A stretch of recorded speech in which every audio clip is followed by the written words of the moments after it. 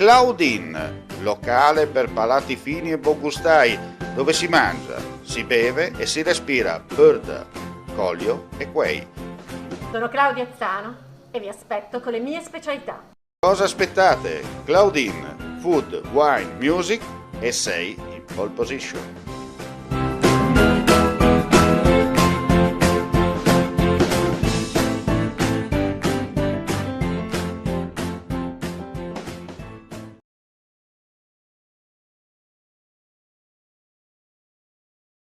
Due incidenti della strada si sono verificati nel primo pomeriggio di oggi in provincia di Udine. Il primo alle 16:40, dove le squadre del distaccamento volontario dei Vigili del Fuoco di Lignano e del distaccamento di Latisana sono intervenute sulla strada regionale 354 all'altezza della rotatoria della località Rivierasca per un incidente stradale tra due autovetture.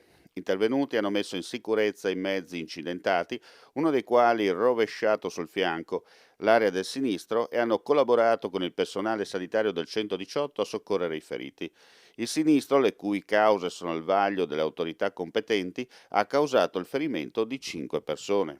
Pochi minuti dopo, intorno alle 17, lungo la strada provinciale che collega Rodeano Alto a San Daniele, c'è stato uno scontro frontale tra due autovetture. Per fortuna entrambi i conducenti sono riusciti ad uscire con le proprie gambe dalle vetture incidentate, sono stati condotti entrambi all'ospedale di Udine a bordo dell'ambulanza, rilievi di legge da parte della polizia locale. Vuoi assaggiare una birra dove al suo interno scopri la specialità tipica friulana?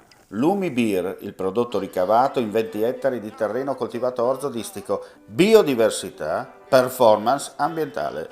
Lumi Beer nelle sue 5 versioni disponibili, 4 per consumo veloce e dissetante e la versione Magnum per intenditori. Lumi Beer si abbina a qualsiasi palato. Lumi Beer è un prodotto esclusivo Azienda Agricola Pancera, il buon seme, i buoni frutti.